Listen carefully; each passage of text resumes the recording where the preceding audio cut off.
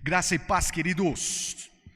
Tudo bem com você? Glória a Deus. Obrigado pela presença daqueles que estão aqui. Você que está acompanhando aí de casa, que o Espírito Santo esteja sobre a tua vida, que nós possamos entender o propósito de Deus para as nossas vidas e nos alinharmos com isso, né? A bênção está nisso, em nós nos alinharmos com o propósito de Deus. Hoje, aula 2, o processo é aula 2 porque a 1 já foi dada. Não é? Você que não assistiu a 1, vai lá no YouTube e assista, chama Resplandeça a Glória. Então acompanhe por lá. Hoje nós vamos aqui, aula 2, então, o processo. Um texto muito conhecido da palavra, queridos, e alguns anos atrás aí foi muito usado o texto de Abacuque, o capítulo 2, o versículo 2. É uma recomendação do Senhor a Abacuque que diz assim: escreva claramente a visão em tábuas, para que se leia facilmente. Escreva a visão.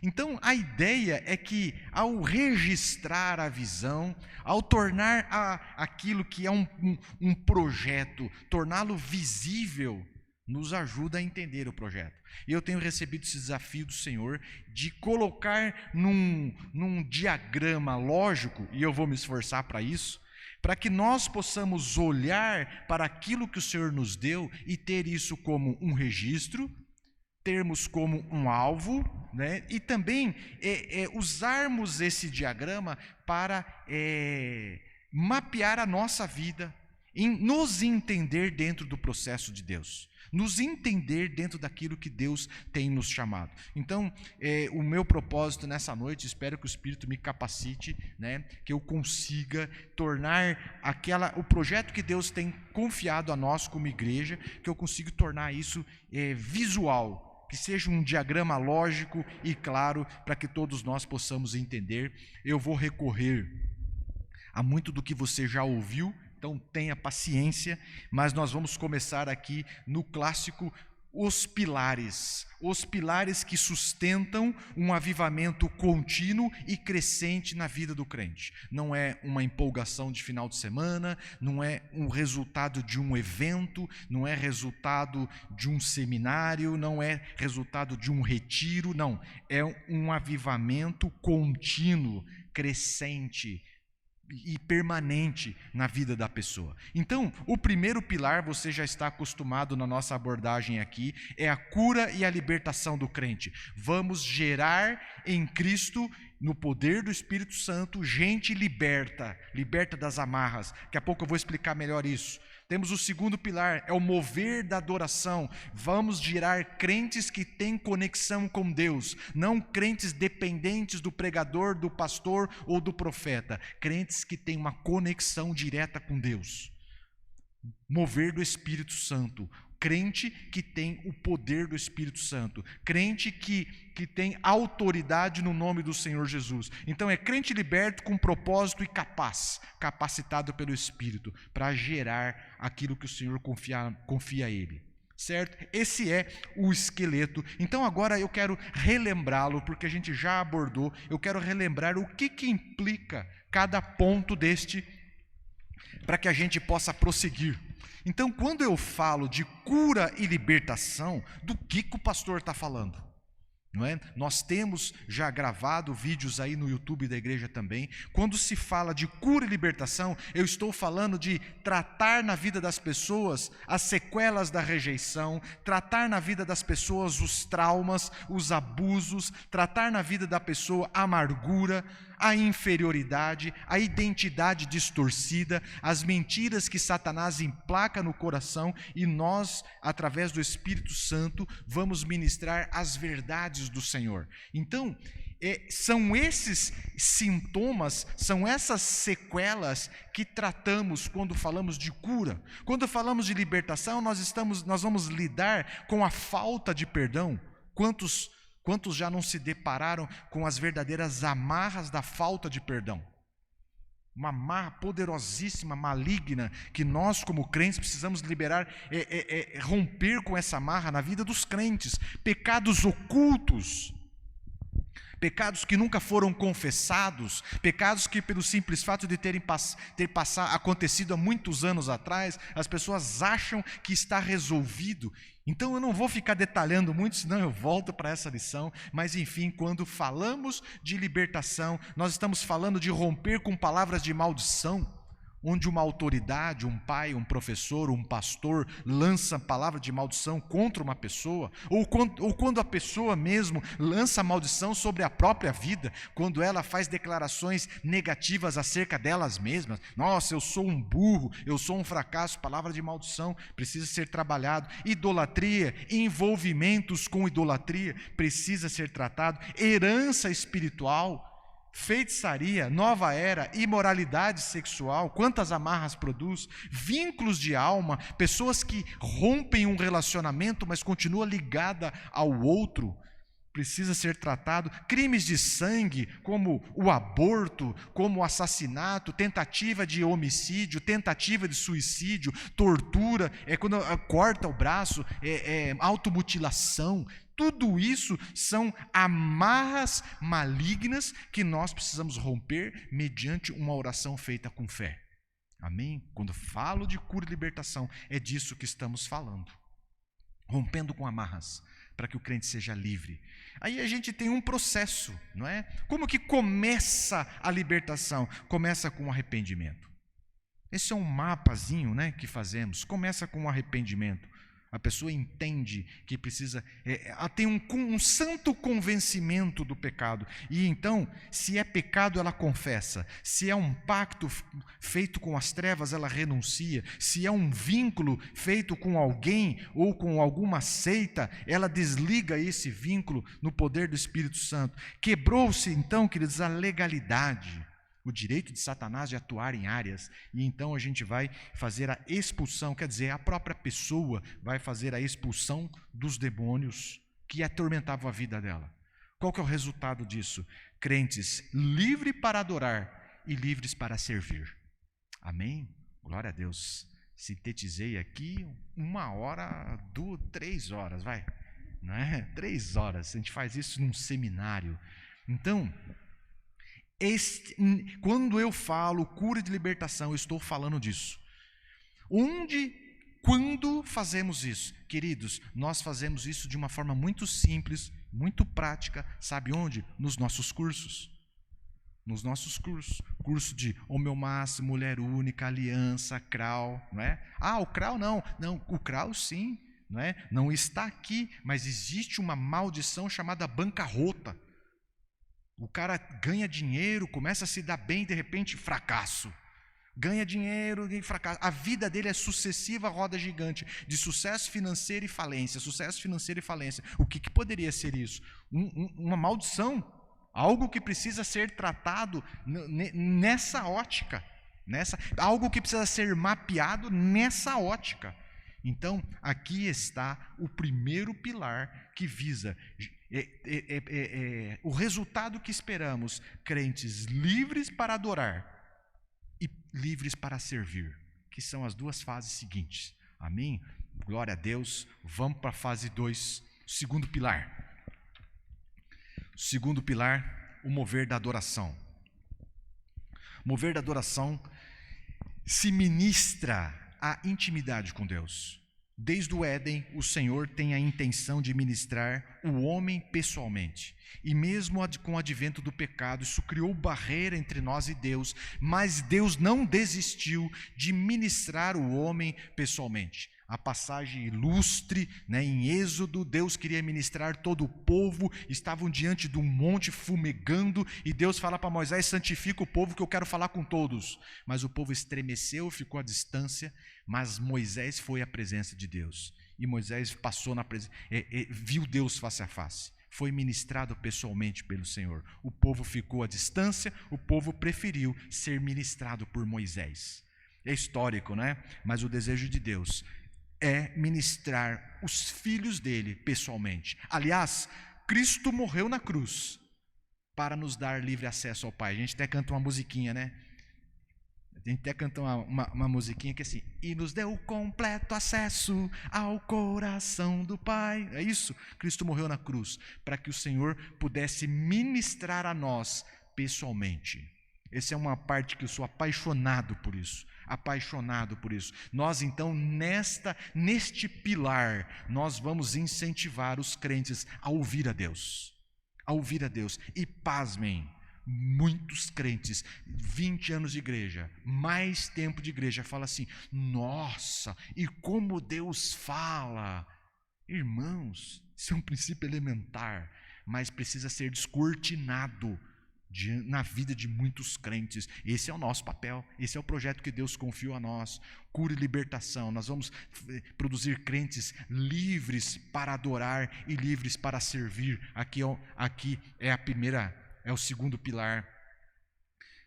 Crentes que têm conexão com o céu, que têm intimidade com Deus. A adoração, quando eu falo adoração, queridos, eu não estou me referindo apenas aos momentos de música, aos momentos de louvor. Eu estou falando de um estilo de vida conectado com o céu.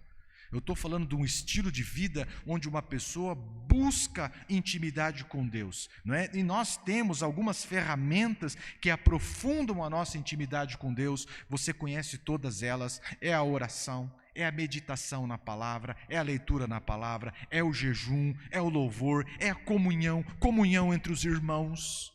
Um crente saudável tem comunhão entre os irmãos. Não entre nessa parada de não, tudo que eu faço na igreja eu posso fazer em casa. É verdade, mas na tua casa você não tem comunhão com os irmãos. E na próxima aula eu vou falar muito da importância, da comunhão. Vem comigo. Um item fundamental, eu vou até grifar aqui, que é a reeducação. É aqui que muitas vezes fracassamos. A reeducação, ela é um processo que engloba o pilar anterior, a cura e a libertação. Nós precisamos viver, pensar e agir de uma forma diferente do que o pecado nos condicionou. Agora nós precisamos viver e agir de uma forma diferente do que a religião nos condicionou. O que a apostasia, que a frieza espiritual nos condicionou. Então, é uma reeducação. Nós vamos estar constantemente visitando esses princípios, constantemente nos disciplinando a viver um estilo de vida diferente. Então, por isso da importância e essa é a ideia de que todos nós possamos ter muito claro isso na nossa vida e também para adiante, experimentando o processo, nós possamos aplicar isso na vida dos nossos alunos, das pessoas, eu digo alunos, mas na verdade é nas ovelhas que o Senhor há de confiar a nós.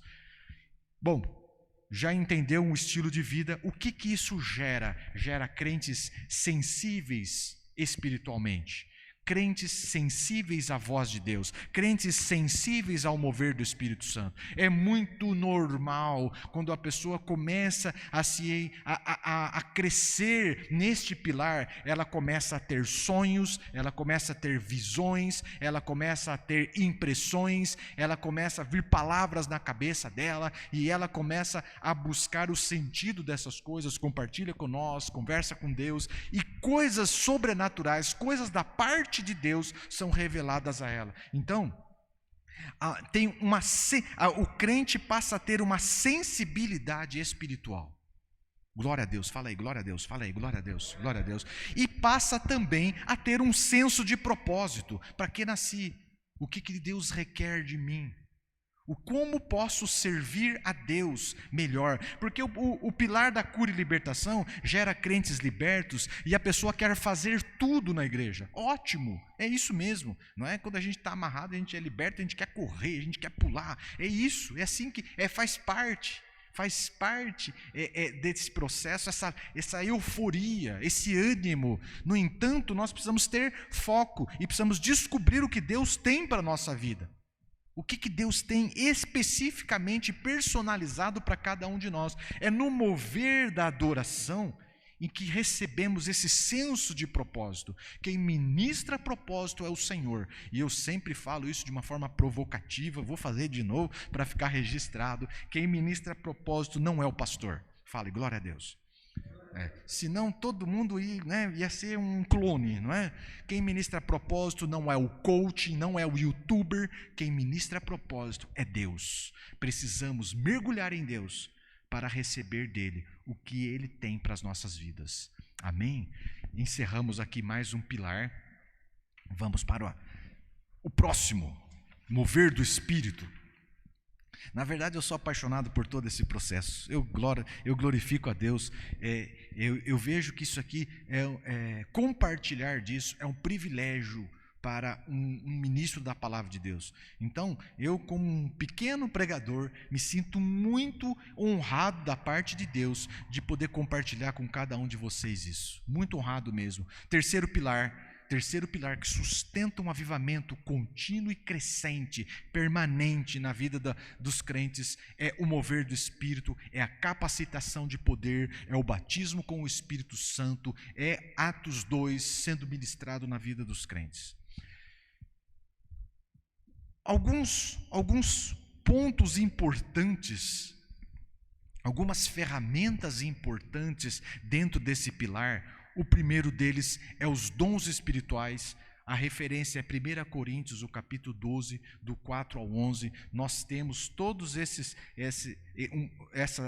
ensino registrado também em YouTube. Depois você pode pedir o link aí, a gente manda para você.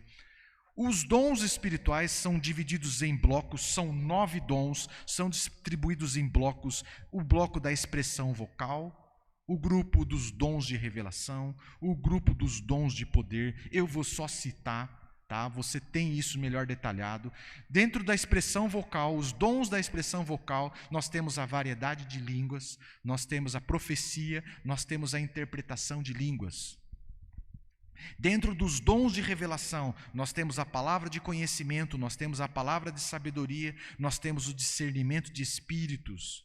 Dentro dos dons de poder, nós temos o dom de fé, o dom de curas, no plural assim mesmo, e o dom de milagres.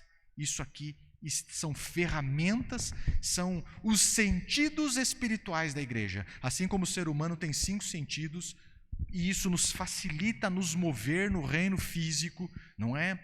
O fato de enxergar me viabiliza muita coisa boa na vida. A igreja que desfruta e desenvolve os dons espirituais, ela também consegue fluir no reino do Espírito com muita autoridade. O inverso também é verdadeiro. Se ignoramos os dons espirituais, nos movemos no reino do Espírito de uma forma deficiente. Aliás, na nossa cultura, né, quem tem problema nenhum dos sentidos, nós tratamos de deficiente. Temos o deficiente visual, temos o deficiente auditivo, não é? A igreja que não desenvolve, que não atua neste pilar, preste atenção, que não desenvolve os dons espirituais, é uma igreja deficiente, caminha com dificuldade, caminha com discernimento limitado no reino do Espírito. O que isso gera em nós? Crentes que faz como Cristo. Esse pacote aqui nos leva a fazer como Cristo. E quando eu digo fazer como Cristo, eu estou falando de poder e de autoridade, tal como Jesus Cristo teve. Amém? Glória a Deus. Vamos para o próxima ferramenta dentro do mover do Espírito. Tem uma outra ferramenta, essa já é um pouco menos falada. Nós estamos falando dos frutos do Espírito. Tal como os dons espirituais, são 9 dons espirituais. Os frutos do Espírito são 9 frutos do Espírito. 9 para lá e 9 para cá. E a referência é Gálatas 5, versículo 22 ao versículo 25, você também conhece, aqui estão os dons do Espírito: amor, alegria, paz, paciência, fidelidade, que algumas versões fala fé, bondade, mansidão, amabilidade e domínio próprio. Quando crescemos e desenvolvemos em nós os frutos do Espírito, isso nos leva a ser como Cristo. Isso desenvolve em nós o caráter de Cristo. Então, queridos, assim como buscamos crescer nos dons espirituais, precisamos nos desafiar a crescer também nos frutos do Espírito. O crescimento bom é o crescimento equilibrado. Já abordei também, senão eu vou voltar a pregar isso aqui, eu gosto tanto de falar, mas a questão é o seguinte: quando temos muito caráter, muitos frutos e não desenvolvemos os dons, nós somos um bom cidadão. Não é? Tem muito caráter, mas não tem poder, não tem autoridade. Agora, quando tem muitos dons, tem muito poder, tem muita autoridade, mas falta caráter, gera escândalo. E a palavra de Deus, o próprio Senhor Jesus nos diz que ai daquele do qual vem o escândalo. Então, precisamos crescer nos dons, precisamos crescer nos frutos do Espírito também.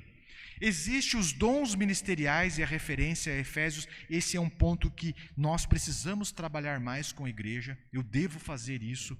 Efésios, o capítulo 4, do versículo 11 ao versículo 12, fala que Deus nos dá um pacote de ferramentas para atuarmos como ministros, para atuarmos no corpo de Cristo. Não é? Um pacote de ferramentas, e assim temos um apóstolo que tem um pacote de dons, um pacote de habilidades, temos o profeta, temos o evangelista, temos o pastor e o mestre, né? Geralmente a gente usa a mão, né? O apóstolo que toca o todos, o profeta que aponta, né? O dedo maior aqui é o evangelista, porque ele vai mais longe, o dedo da aliança aqui do anel é o do pastor, né? E o outro é o que simboliza o mestre, né?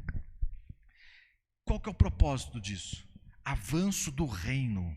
Qual que é o propósito disso? Um crescimento saudável da igreja. Viu? Deixa eu dizer uma coisa para você. O meu chamado é um chamado para o ensino.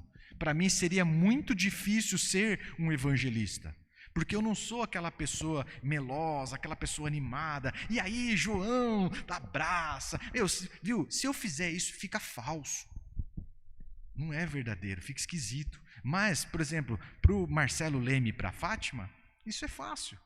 Porque esse é o ministério deles. Essa é a veia deles, entende? Então, quando Deus trabalha dessa forma, Ele visa um crescimento saudável da igreja, Ele visa um avanço do reino, Ele visa tornar as coisas fáceis para mim e para eles, e para o outro, entende? Então, a maturidade da igreja nos leva a fluir e identificar e trabalhar dentro daquilo que Deus nos deu. Esse é o mover do Espírito, tem um pedaço dele aqui que a gente precisa trabalhar mais. Amém? Glória a Deus, glória a Deus. Encerramos então essa primeira parte. Tudo isso aqui você já conhece. Agora vem algo que talvez você não conheça. E nós vamos dar uma passadinha nisso aqui. Pega uma água para mim. Aqui é o líder, eu, você, e esse processo. Como que a gente está inserido nisso? Então está um rabisqueiro aqui, mas você vai entender isso. E aqui tem uma coisa muito nova, tem uma coisa muito legal que eu ainda não falei, e vai ser bacana para você entender como você age, como atuar dentro desse processo. Vamos então para o primeiro pilar, que é o pilar da cura e da libertação. Nós estamos visando tudo aquilo que eu falei, nós estamos atuando em todas aquelas áreas que eu falei lá para trás. O que estamos gerando no nosso aluno? Nós estamos gerando no nosso aluno conexão. Conexão. E qual é a mensagem que eu não falo, mas o aluno percebe? Qual é a mensagem que a gente transmite no espírito para esse aluno? É essa mensagem aqui, ó. Eu me preocupo com você. Essa é a mensagem. Essa é a mensagem. Então, esse momento, nesse pilar, há um esforço, e aquela seta vermelha lá, há um esforço muito, muito grande, é da nossa parte. Há um esforço, há um empenho, há uma dedicação da nossa parte muito grande. O aluno tem um esforço menor. É óbvio que o esforço dele é querer ser liberto. Não conseguimos conduzir ninguém à libertação se ele não quer. Mas a partir do momento que ele quer, há um empenho grande da nossa parte. E a nossa mensagem no espírito para ele é assim: eu me preocupo com você. E então nós estabelecemos uma conexão. Isso aqui, queridos, é muito forte no ministério de Jesus. Você vai ver Jesus estabelecendo essa conexão com as pessoas quando você vê Jesus falando assim: o que queres que te faça? Não é? Você vai ver Jesus, de uma outra passagem, vendo o povo batendo cabeça, fala assim: e moveu-se de íntima compaixão para com eles. É a conexão. E um dos pontos mais marcantes dessa conexão entre Jesus e a quem ele estava ministrando é na ressurreição de Lázaro. Você conhece a história. Jesus sabia que Lázaro estava doente, sabia que ele ia morrer, e Jesus também sabia que ia chegar atrasado e também sabia que ia ressuscitar. Amém? Jesus sabia do processo por completo. Mas Jesus, quando chega lá e as irmãs de Lázaro, está todo, aqui o povo todo ali lamentando, as irmãs de Lázaro vêm e choram aos pés de Jesus e reclamam: Jesus, por onde o Senhor estava e tal. Jesus tem uma atuação que nos ensina como professores e líderes. O que Jesus faz? Jesus escuta. Então esse é o passo a passo para estabelecer uma conexão com aquele com quem estamos ministrando. Escuta. Jesus escuta. Jesus ouviu as irmãs de Lázaro tranquilamente. O passo seguinte, Jesus manifesta empatia. Sabe o que é isso aqui, queridos? Jesus chorou com eles. Jesus teve uma conexão emocional com um momento difícil. Viu? Eu falho nisso. Sabe, o líder que é muito focado no resultado, né? Eu aqui, sabe como é que eu ia errar, queridos? Eu ia falar assim: Marta está lá chorando, Maria está lá chorando, eu sei onde está o morto, vamos lá, vamos comigo, Lázaro, sai para fora, pronto, acabou o chororô, enxuga o rosto e tal, até logo. Entende? Então, liberta, dá resultado, mas não tem uma conexão. Entende? Por quê? Porque pulou um pedaço, cara. A empatia. Vamos pensar assim, na minha ótica, talvez fosse desnecessário chorar, mas não. Jesus escuta, chora com eles, tem uma conexão emocional com aquele momento, e em seguida Jesus vai para o serviço, ressuscita Lázaro. Amém? Então é muito normal e equivocado no ministério da libertação a gente partir logo para resolver. Já vi que é problema de falta de perdão.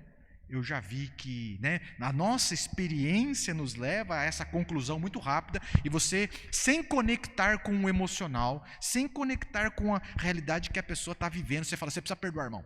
Viu? Declara aqui comigo assim: eu perdoo o irmão João, porque o irmão João pisou, no nome de Jesus, eu libero. Aí a gente faz uma oração bonita. Preciso te dizer, pode resolver, mas boa parte das vezes não resolve. Porque não escuta, não tem empatia, já vai direto para o serviço. O processo é esse aqui. Para estabelecer conexão. Há uma mensagem que a gente não fala, mas a pessoa percebe. Eu me preocupo com você. Amém? Vou para o próximo. É o segundo pilar, que é o mover da adoração. Aqui é o seguinte: do aluno, o empenho maior é do aluno. E aqui o que visamos no aluno é o treinamento. O aluno agora está na vivência do processo. E qual é a mensagem que eu não falo, mas o aluno percebe? É essa mensagem aqui, ó: eu ando com você, eu estou do teu lado, nós estamos juntos. vai, vamos junto, força, estamos aqui, no que você precisar. Então, é um momento que o esforço maior, quanto aqui na libertação, o esforço maior é do líder, aqui o esforço maior, o empenho maior, a dedicação maior é do aluno. E um texto que muito fundamenta é aquele texto de 2 Timóteo, capítulo 2, o versículo 2, que Paulo fala para Timóteo: o que você me viu fazer, o que você aprendeu comigo, pega pessoas e passa para elas. Então, aqui, queridos, o ensino é pelo exemplo.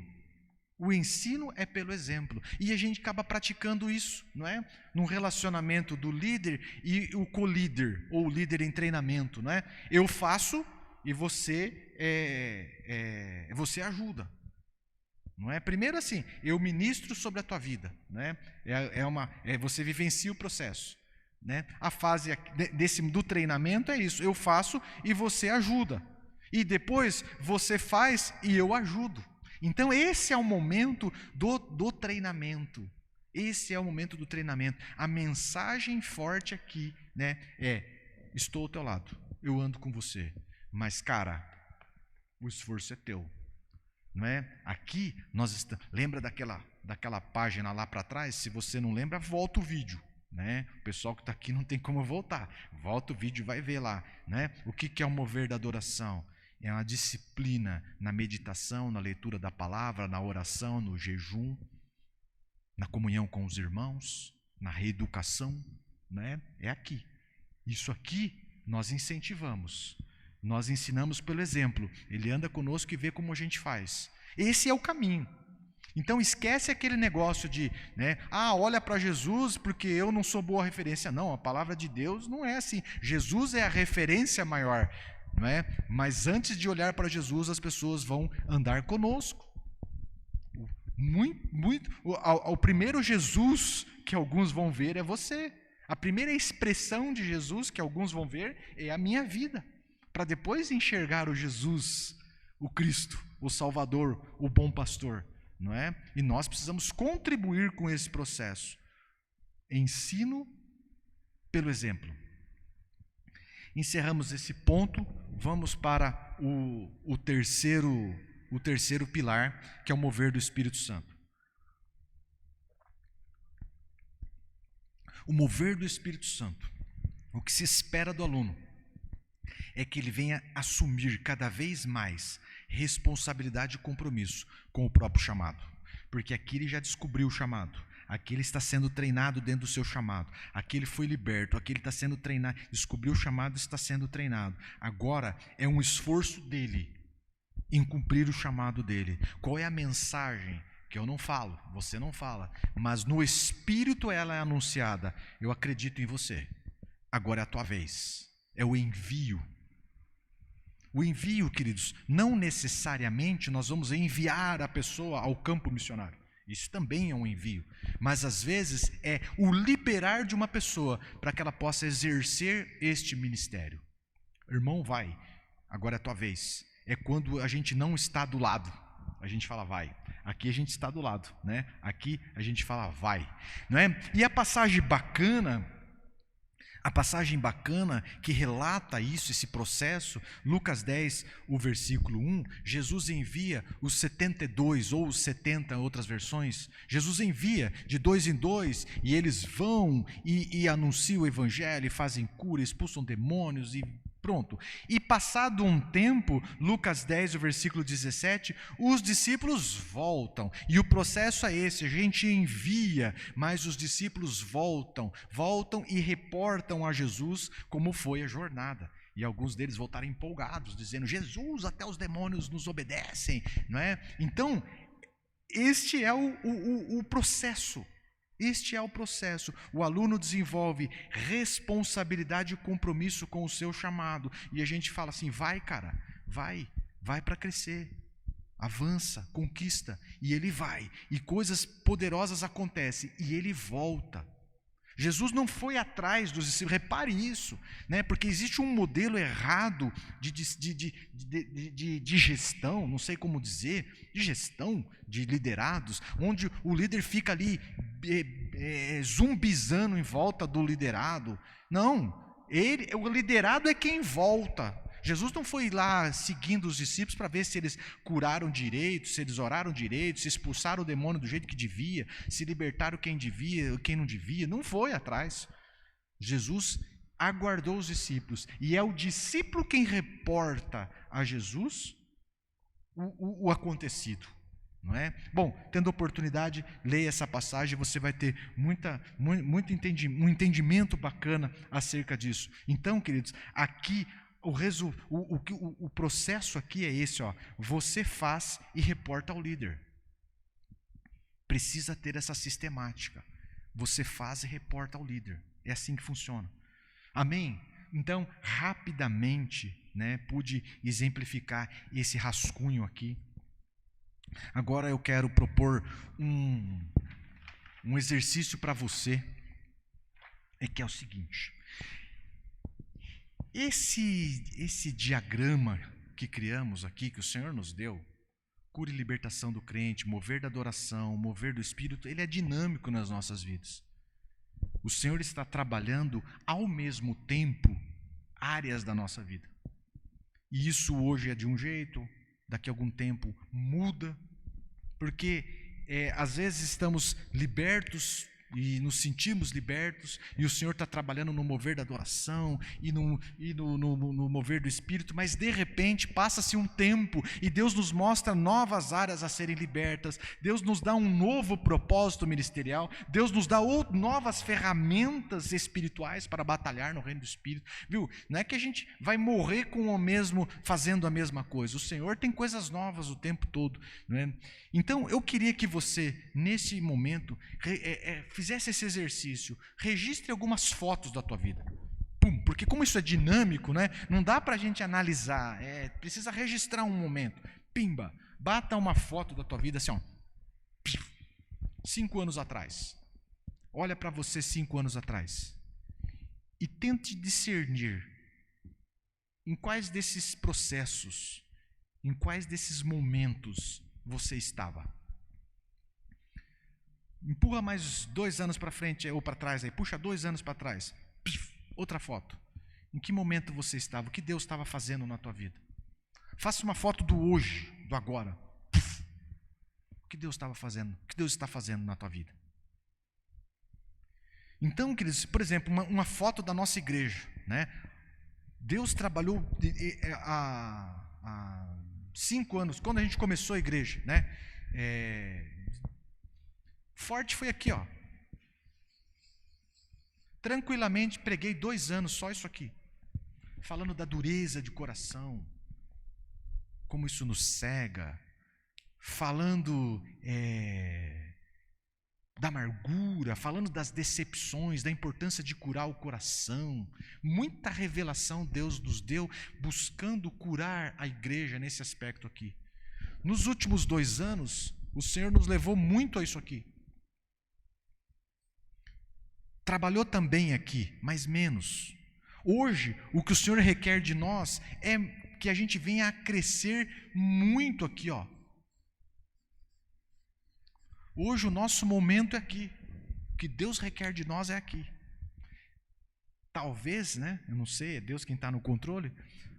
Talvez, para que a gente possa ter uma revelação profunda, ser bem treinado, para que a gente possa fluir no Espírito, uma nova estação, mas fluir com uma autoridade grandona. Esse é o momento da nossa igreja. Então eu queria que você fizesse esse exercício na tua vida. Como você está evoluindo? Porque isso é um alicerce de um avivamento crescente, contínuo. Está evoluindo ou estacionou? Está estacionado? Se está estacionado, não tem problema. O problema é continuar estacionado.